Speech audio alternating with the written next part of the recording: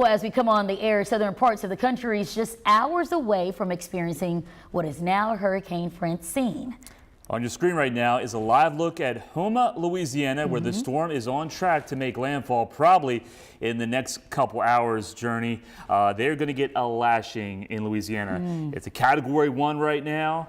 It may strengthen to a Category 2, so it could be worse. Yeah. But still, they're going to see flooding rains in that part of Louisiana. That is central and southeast Louisiana, and it will be impacting New Orleans as well. Here's a radar. You can see that clear signature of the eye wall starting to approach the coast of Louisiana.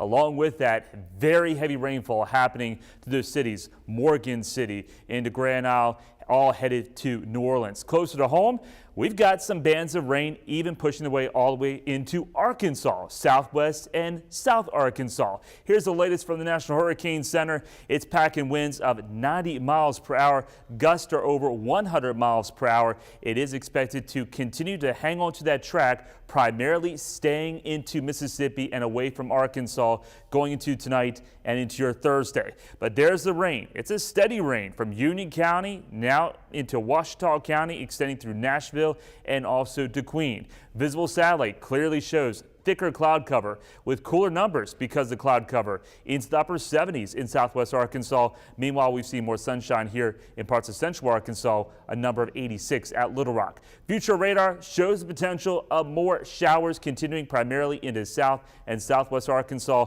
but then that rain will continue to push its way into central Arkansas late tonight and throughout your Thursday. Highs today climbing up into the mid to upper 80s, much cooler in southwest Arkansas. I'll have more on how much rain we could see and also any potential of some gusty winds as Francine makes its way close to the natural state coming up. All right, Nathan, thank you for that update. With Louisiana in the line of impact, Arkansas is sending crews to help down south. Just yesterday, 55 line workers crossed state lines ahead of the storm. More crews are remaining on standby. As for Louisiana, some places are already under evacuation orders. And if this storm continues to shift eastward, we're going to be, we could possibly see Highway 23 go underwater. And once that happens, it'll be several days before we can get our residents back in. Keeping people abreast of utilities, right, of the number of linemen and crews that we're bringing in. There's a virtual map now that people can go to so that they can understand how power is getting to them. And the last voice was Louisiana Governor Jeff Landry, who says leaders are actively working to ensure effective communication statewide.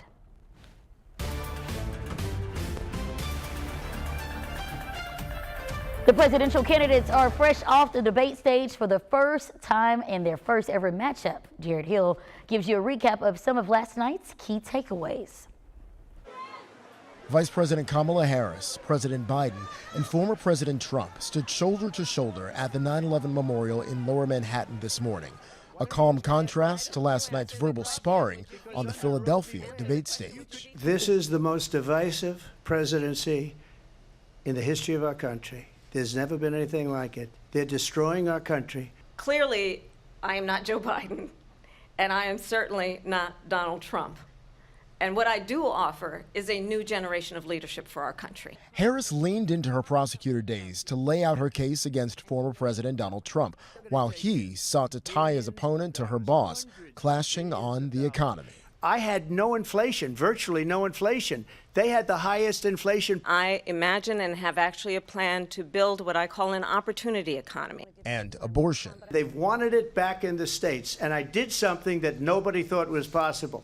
The government, and Donald Trump certainly, should not be telling a woman what to do with her body. There were also some questionable statements, like a false claim about immigrants in one Ohio town. In Springfield, they're eating the dogs, the people that came in, they're eating the cats. And a revelation from Harris. Tim Walz and I are both gun owners. We're not taking anybody's guns away. Both campaigns argue they won last night's debate.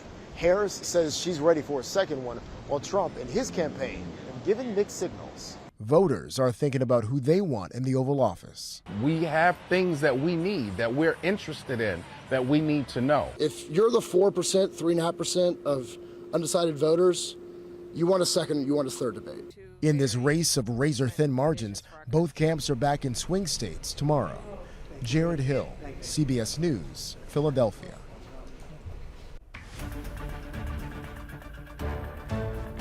Well, this afternoon, a man is facing multiple charges after leading state police on a high-speed chase. The man you see on your screen is accused of being the driver. His name is Calvin Hathaway, and he was on probation out of Wisconsin, but is now being held in the Mississippi County Jail.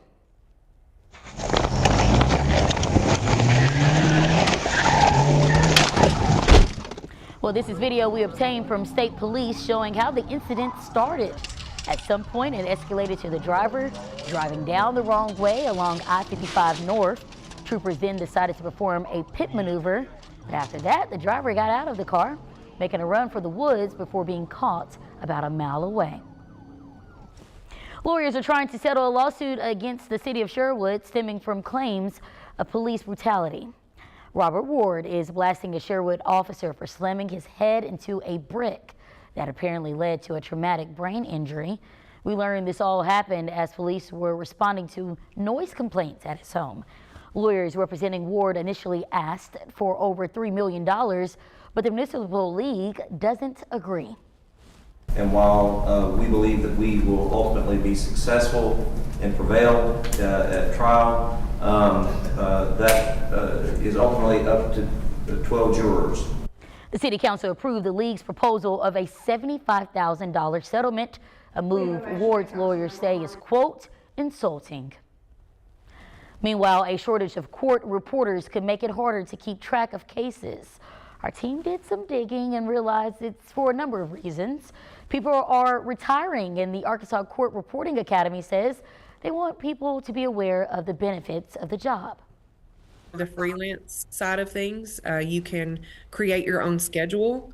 The money is amazing. Every time I turn around, it seems like it's higher. Right now, it's right around $70,000 a year. Anyone interested in completing training online, you can do that at your own pace. It could take up to 19 weeks to finish.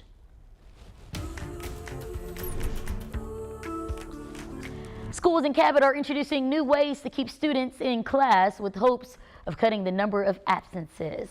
At the forefront of that push is Southside Elementary. There, educational leaders are using weekly incentives to encourage kids to show up on time. Students are clinging to the program and even spreading the word to their peers. And the principal says it's a step in the right direction to hold everyone accountable.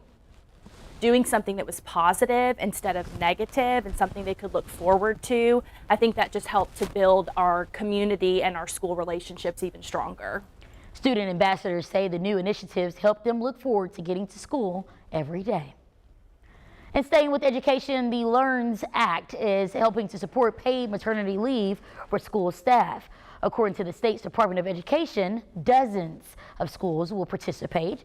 The program will allow districts to split costs with the state to help cover positions when staff is on leave. Over 20 districts are participating. A meeting held yesterday in Pine Bluff put a spotlight on issues within the state's Medicaid system. We first told you this was happening this time yesterday. Former state workers joined alongside the public to protest outside the DHS office. Their purpose? Well, to voice concern over the lack of resources.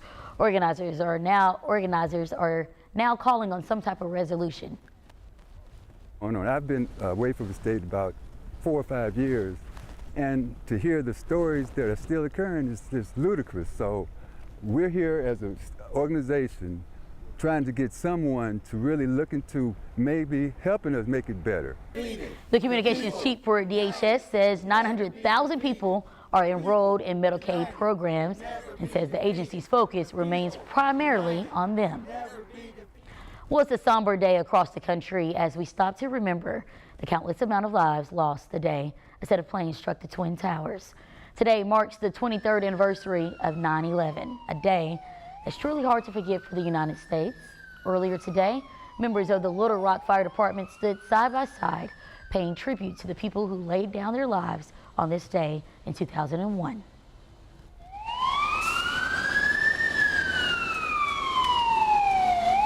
And those sirens, their way of paying tribute. THV 11's Carter Thweets is at another ceremony happening right now in Little Rock, and we'll have those details tonight at 5 and 6. In Springfield, they're eating the dogs, the people that came in, they're eating the cats. Well, that sentence alone prompting much reaction from the public. Ahead, our Verify team dives into the words of the former president and verifies what's true. Hurricane Francine is churning its way to the Louisiana coastline, but we are already starting to see some effects from this system because rain has developed across southwest and south Arkansas. More rain will continue to push its way in tonight and especially into your Thursday, but not everybody's going to see it. I'll have more on the impacts we could see coming up.